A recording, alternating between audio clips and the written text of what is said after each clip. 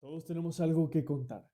No importa qué tan reservado seas, siempre habrá un tema, un suceso, una historia, un sentimiento que tienes ganas de compartir con alguien. Todos tenemos algo que contar y en esta ocasión hablaremos de un relato de la antigua Grecia, parte de la mitología que no se cuenta mucho. Hablaremos de una bestia que dista mucho de la historia de los dioses. Hoy hablaremos de Licaón, el rey hombre lobo. Hola, bienvenido a la Posada del Mago. Me presento, yo soy Raihar y a mi lado se encuentra mi fiel colega. Hola, pónganse cómodos, vamos a comenzar. Perfecto. Pues ahora sí, vamos a comenzar con la pregunta obligada, Claro. la misma de siempre, pero antes comenzaré diciendo que ya hablamos mucho de los vampiros, hablamos de su origen, de las leyendas, de su parte en la ficción y todo eso. Pero hoy en día se tiene ya como un predilecto la batalla entre vampiros contra hombres lobo. Sí, sí, sí.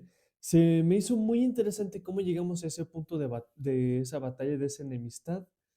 Y en los siguientes episodios, pues bueno, ya iremos deshilachando y descubriendo. Pero ahora veremos esta parte de el origen de la otra criatura. O sea, ya en un punto llegaremos a la pelea final, Ok. pero ya vimos de los vampiros, entonces ahora toca de los hombres lobo. ¿A ti qué te parecen los hombres lobo? Desde su concepto hasta cuando se transforman, todo eso, ¿a ti qué concepto tienes de los hombres lobo? ¿Te gustan? Sí, sí, sí, sí. Me gusta, incluso diría más que los vampiros, porque, o sea, fuera de que si son maldiciones o algo así, siento que los hombres lobo no pierden tanto su humanidad. Hay versiones, ¿no? O sea, Ujú. eh, tanto que como la versión de Crepúsculo, que es simplemente pues, la personita se transforma en Ajá, lobo se y ahí, transforman, ¿no? ajá. Como la normal o la que todos tenemos, pues referencia a alguna película, como la de Benicio del Toro, Ujú. las viejitas, lo que sea, de la persona que se transforma en hombre lobo, o sea, mitad lobo y mitad hombre.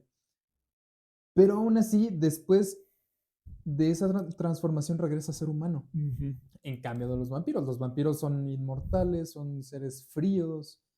De hecho, se tiene esta parte de concepción, tal vez, que es como ya casi un hecho que no tienes alma.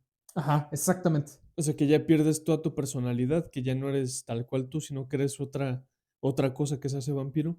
Y sí, como tú dices, un hombre lobo sería más como esa parte inconsciente que le deja rienda suelta a las, ¿cómo decirlo?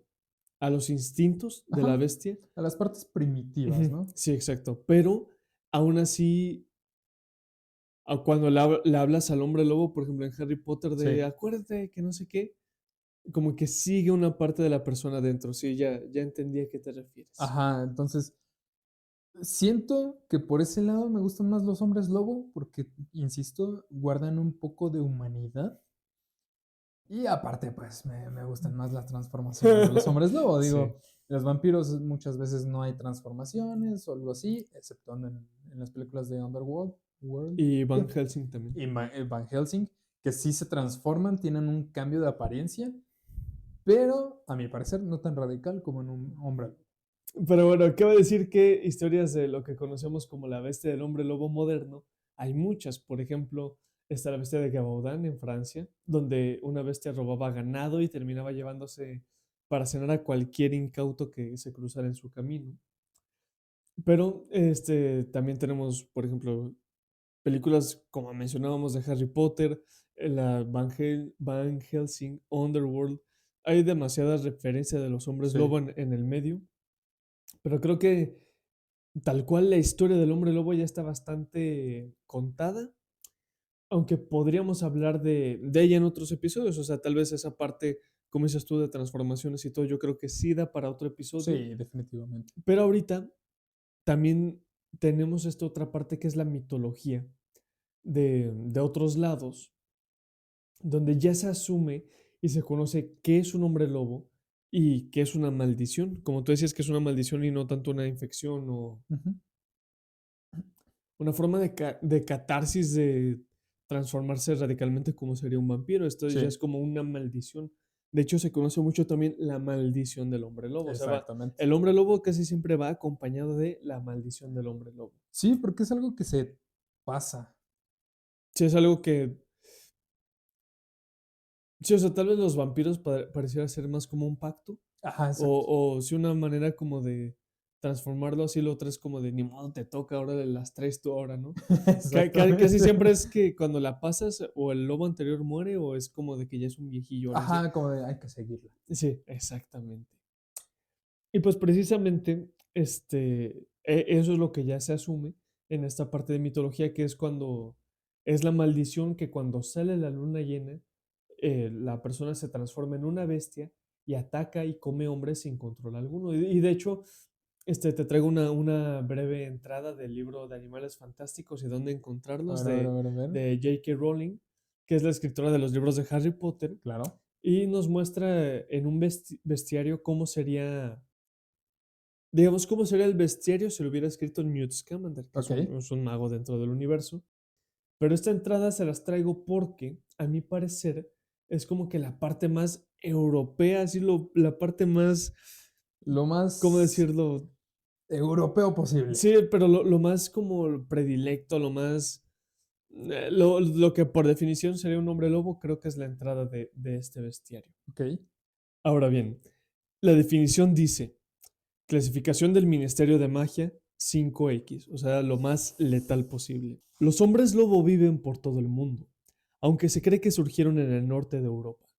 Las personas se transforman en hombres lobo solo cuando les muerde uno de ellos.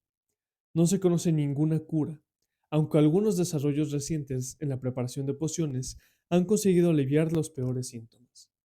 Una vez al mes, cuando hay luna llena, el mago o mogol afectado Uf, se transforma en una bestia asesina.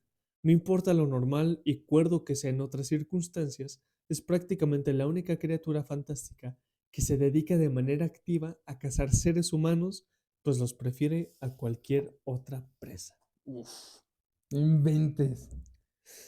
Pues Es, sí, es es lo más europeo, creo yo, o sea, lo más cliché, esa es la palabra que estoy sí, sí, buscando. sí, sí. Es lo más cliché de un hombre lobo que para mí esa sería esta definición. Sí, definitivamente, porque, pues, o sea, si bien se parece a todos los hombres lobo que se conocen, digo, exceptuando Crepúsculo, porque en Crepúsculo es como Sí, una herencia de sangre. sí, sí, cierto. Este, pero todos los demás sí es como algo que un hombre lobo te ataca y ya te conviertes en hombre lobo, ni modo. Este, sin embargo, creo que sí es meramente europeo, inglés, todo eso, entonces siento que sí es la mejor definición que podríamos tener. Y bueno, tal vez para un poquito después les doy yo como algo más extenso, pero también se me hace gracioso cómo nosotros tenemos esta percepción del lobo, bueno, al menos en las culturas de Norteamérica o Ujú. en México, que es la parte de familia, la parte de sabiduría, de Protección, protección, y aquí, al menos en europeo, todo tiene que ver con el hambre, con ser voraz, con robar, como dice aquí, o sea, la caza activa de seres humanos, o sea, sí, sí, sí. está interesante cómo también las formas de ver a un lobo en general, no tanto al hombre lobo, pueden cambiar solo de la región. O Sí, bueno, es al menos también lo que yo he visto. Pero bueno, vamos a empezar con la historia de Licaón. Y en este relato vamos a tener un poquito de contexto de Licaón, porque pues es de la mitología griega, entonces tiene un poco de trasfondo y es una historia importante, aunque no se menciona mucho. ok, Entonces, como decíamos al principio, en la mitología griega tenemos a Licaón, que era hijo de Pelasgos, a quien se le atribuye que fueron los primeros que dieron rienda a todos los habitantes de Grecia, los que poblaron este lugar, pues con su descendencia, digamos que eran los pobladores, o sea, Licaón, su padre, que es Pelasgos, a partir de ellos pues, poblaron se toda Grecia. expandieron, ok, La madre de Licaón se dice que era Meliboea, mientras que también se dice que fue Silene. Ambas figuras eran ninfas, siendo Meliboea una Oceanid, que son las hijas de Océanos y Tetis, y esta última, Tetis, es la madre de Aquiles, por cierto. Estas ninfas están encargadas cada ninfa está encargada de un río, o de una fuente o de cualquier lugar de agua dulce. Y Silene era una oread o ninfa de montaña, que son las ninfas que protegen la entrada a las cuevas. Y como dato curioso, una de las ninfas oread más famosas es la llamada Eco, que fue maldecida por Hera, ya que su esposo Zeus la visitaba frecuentemente para pedirle una tacita de azúcar. Sí, Así. claro, ¿no? A ver si tenía. Y la maldición fue que esta ninfa solo podía hablar y decir lo que se le dijera. O sea, solo podía repetir lo que alguien ya le dijera. Estas habitaban el monte Silene, que era una montaña en el Peloponeso, y recordando también un poquito, el Peloponeso era un lugar donde se libraron importantes batallas de Atenas y Esparta, y bueno, hubo muchos conflictos de ciudades griegas. Las más importantes historias que se pueda narrar de Grecia, de la antigua Grecia, siempre, siempre, siempre mencionan al Peloponeso. Las peleas del Peloponeso, las batallas del Peloponeso, todo pasó ahí, Siempre, sí. siempre está el Peloponeso.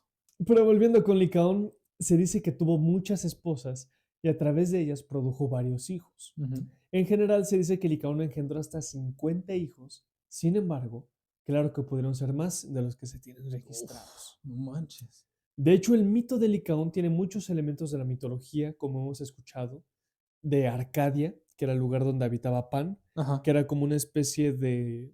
Era parte del ajá. mundo físico, pero era también como entrar a otra dimensión. Esta parte de Arcadia era donde era una alusión a vivir fuera de la sociedad. Ujú. No había reglas, cada quien hacía lo que quisiera, puro libertinaje, anarquía. Ahí estaba.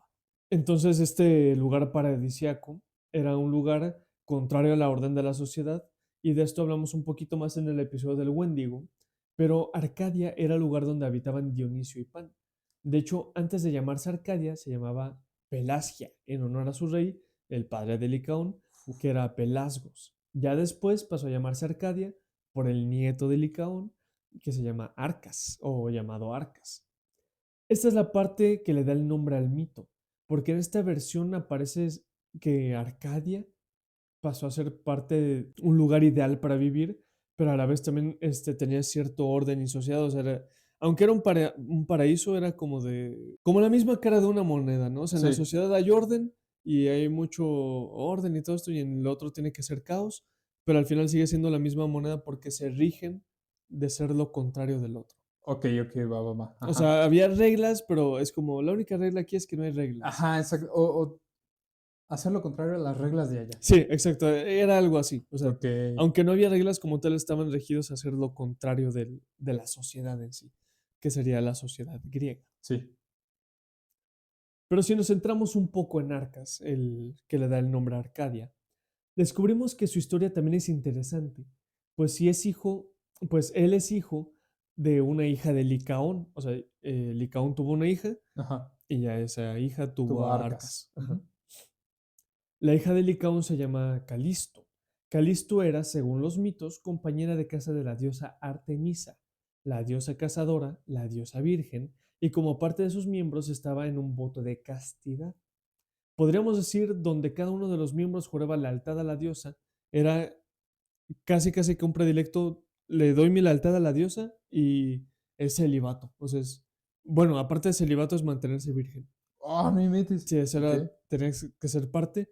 Y no se menciona que había como exclusión a los hombres, pero me parece que estaba solo formada por mujeres. Sí. Pero no Ujú. dicen como, Que no se solo admitían o sí, algo así. exacto. Ok. Pero como en cada relato de estos mitos, nuestro queridísimo papito Zeus vio con ojos pispiretos a Calisto y vestido de Artemisa, la única persona en la que confiaba está Calisto, Sí, sí, sí. se dejó seducir y pues bueno, en realidad era Zeus, pues ella pues acabó embarazada, ¿no? O sea, Es que Calisto, no. O sea, ay, sí, Artemisa, no te conocía así. esos lados, o Sí. sea, también. Y también me pregunto, ¿Zeus era el único dios que se podía transformar o sea, sé que no, pero ¿por qué siempre solo mencionan sus transformaciones? Sí, o sea, de hecho, también mencionan algunas de Poseidón, pero no tantas, Ajá, así como. como Zeus. Ajá, sí, exacto. Me imagino que era por el bien de la trama, ¿no?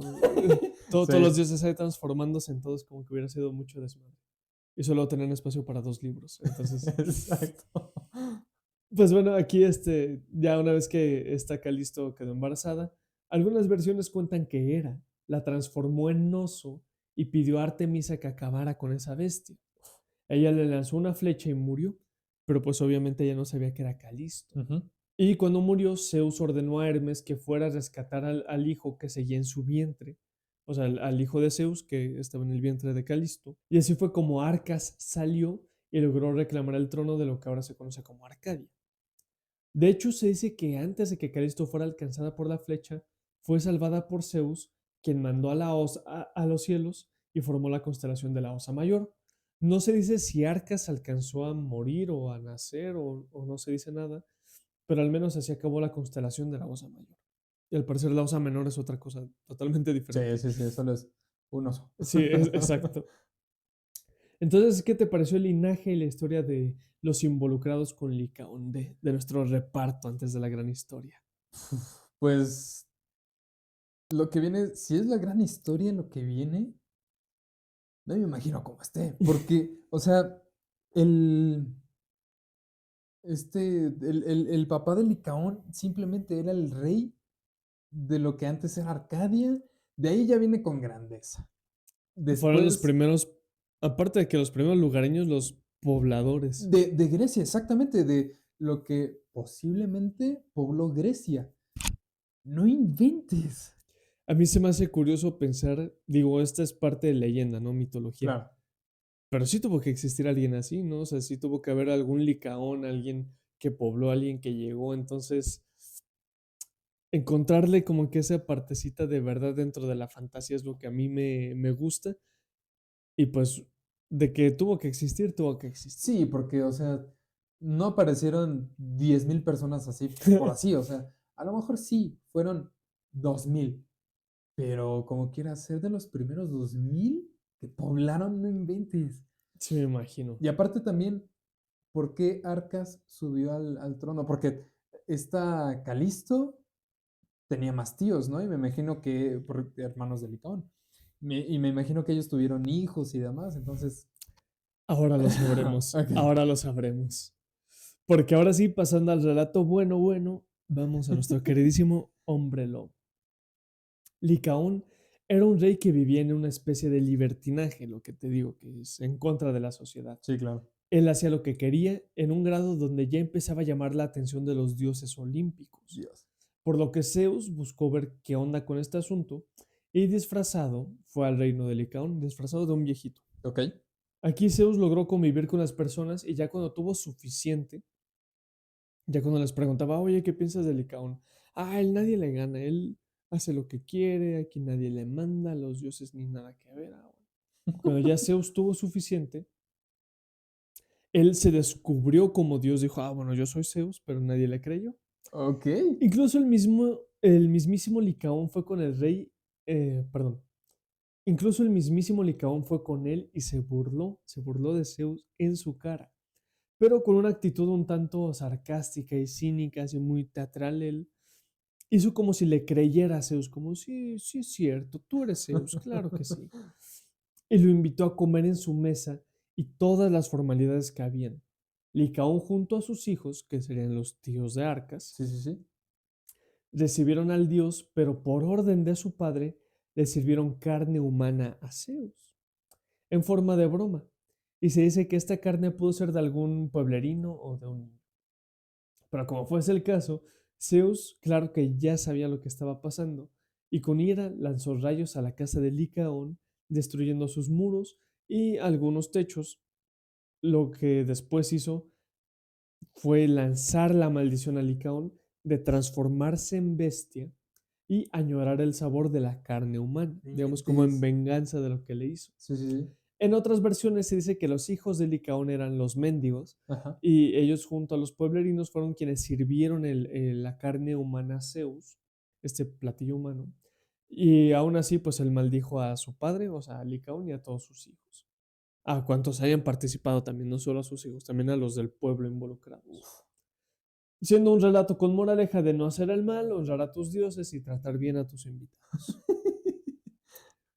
Cabe decir que Ok. hay versiones más sueltas de este relato donde se añade un poco de más información, por ejemplo, se decía que Licaón ofreció a un bebé en sacrificio a los dioses y que por eso lo transformó en un hombre lobo, ya que este era el símbolo de la gula, de la constante hambre por carne humana en estas regiones donde se vivía del ganado. Sí. Entonces era como de, yo te ofrezco lo más que tenemos, que es carne humana, para que me des más. Eso es el símbolo de gula, o sea, te Sí, ofrezco lo máximo de para, querer más. sí, para que tú me des lo máximo. Pero lo curioso de esta maldición, hablando de esta del sacrificio Ujú. del bebé, es que aquí cada año un hombre era transformado en lobo en alusión a este sacrificio que le salió mal a Licaón.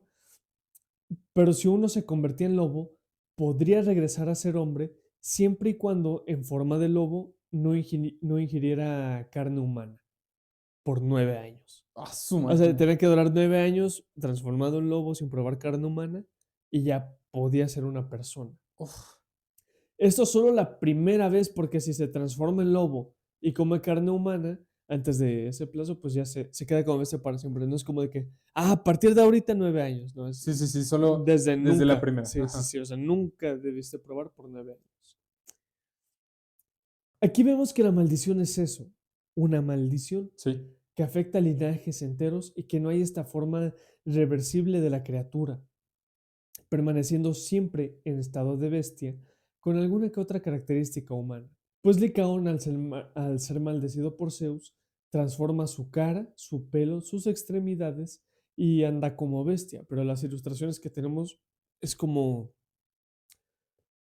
este hombre de lobo, pero con forma de hombre todavía. Nada más sería Sí. como un hombre peludo y con garras y dientes. Como esa película viejita donde solo le van pegando pelo al Ándale, vato. justamente como el video de Michael Jackson en Thriller, Ajá, también. algo así se vería el hombre lobo. O sea, Ok.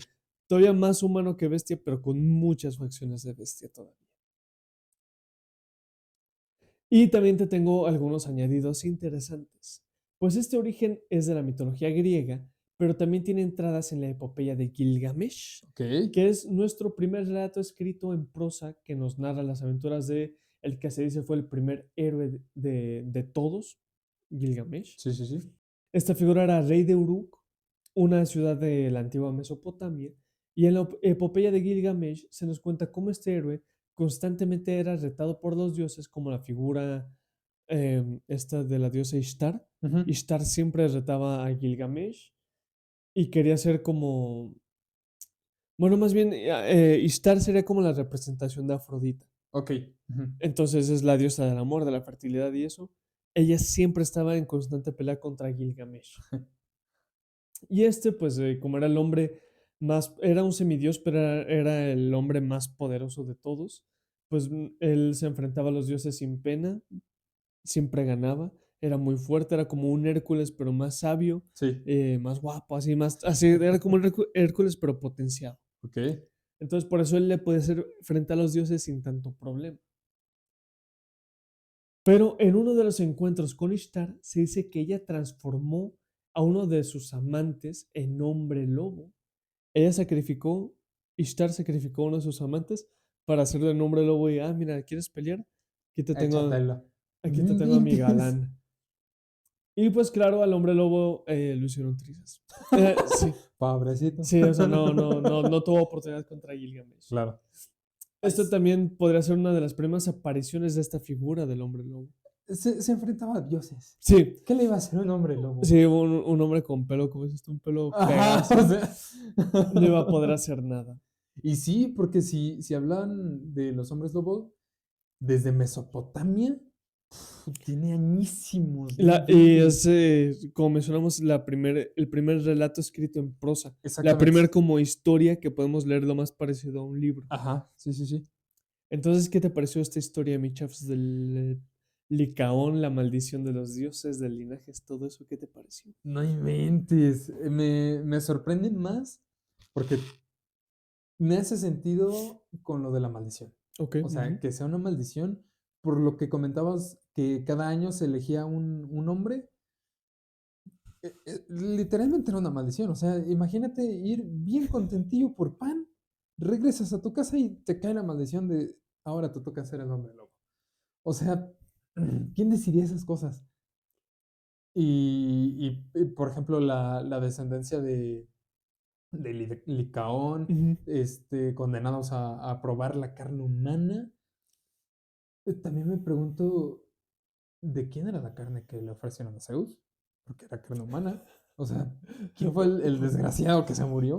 Un pobre pueblerino. Oye, ¿quieres venir a comer? Te invitamos a comer. Pobrecito. Eh, Y aparte también aquí digamos, ya se contesta lo que decías de cómo Arcas llegó a ser exacto. rey. Pues bueno, porque todos los hijos de Licaón, o sea, todos los tíos de Arcas, pues hicieron en lobitos también ahí, Sí, o sea, no podían ascender al trono. Entonces, sí. Y ahí también me hace sentido la maldición. O sea, Ujú.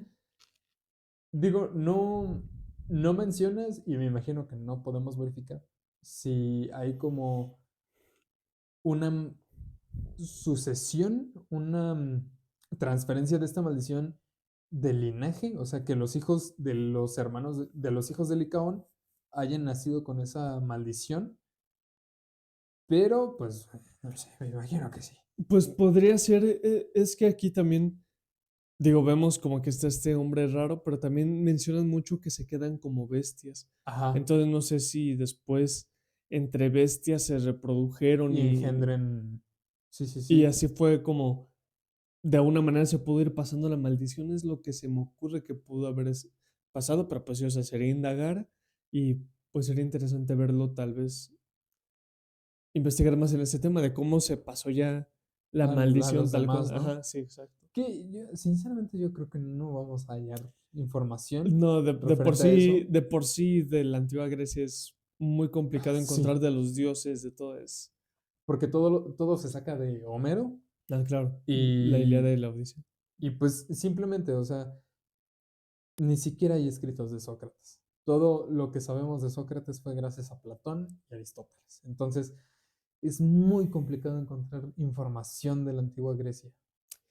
Pero sería interesante ver qué tanto pudo haber avanzado esa mitología. Sí, sí, sí. Sí, es Porque pues, interesante. digo, la descendencia del hijo de un rey, pues yo creo que sí tiene que ver como, no inventes, mira dónde terminaron. Puede ser interesante porque también volvemos a esto de las figuras que sí son ciertas. O sea, Ajá, tal vez este Licaón no se llamaba Licaón, pero de un lado tuvo que estar, tuvo descendencia, tuvo todo. Entonces sí, sería interesante bueno ver. ver cómo dio el seguimiento de la mitología. Sí, Pero bueno, ya para ir despidiendo el episodio, quería dejar este tema como un origen de una figura que no solo se queda en el hombre lobo, pues esta parte de solo poner al lobo como una bestia, como un símbolo del hambre, de la ferocidad, dista mucho de lo que puede ser la imagen en lo que tenemos acá, lo que te platicaba que en nuestra parte occidental, este, porque bueno, estos relatos de Grecia y de Mesopotamia son partes de Europa y de Asia, claro. donde se tiene esta figura como del libro de bestias fantásticas, que es un hambre por comer carne humana, destruir a la sociedad, una maldición y claro, desde mi experiencia, esto es muy diferente a lo que tenemos en México y en las culturas de los nativos americanos donde el lobo es el símbolo de sabiduría, de familia, de manada e incluso si nos remontamos a este tema de los nahuales, de, del Wendigo, Ajá, sí, sí, sí. de bestia.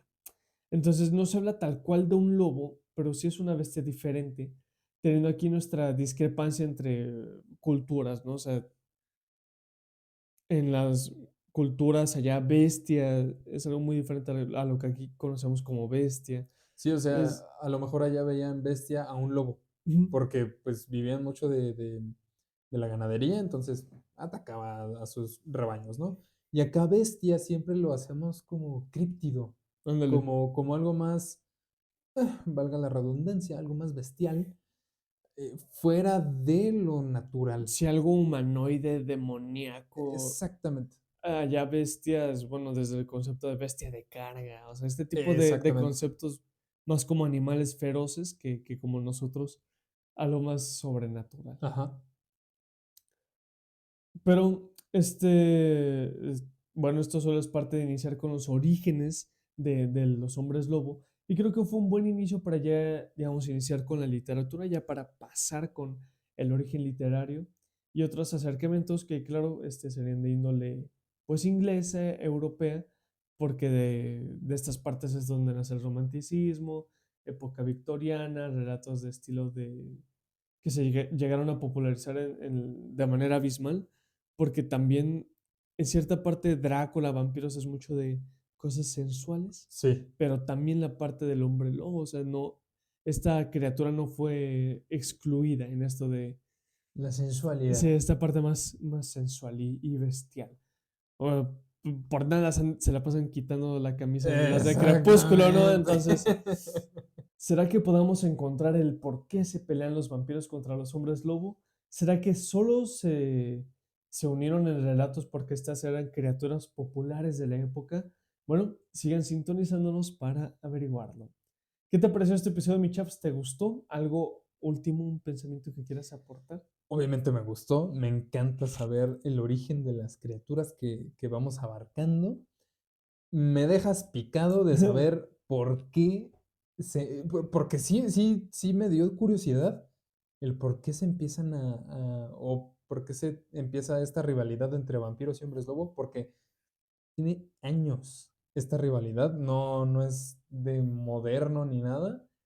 Entonces sí está interesante, a lo mejor, y pues no me quiero decepcionar, a lo mejor solo fue como de, pues vamos a juntarlos y ya, no con un trasfondo más allá de. Sí, que fuera como este crossover de Freddy versus Jason o algo así, ¿no? Exactamente, o de los Vengadores o Ándale, cosas así, justo. pero Ajá.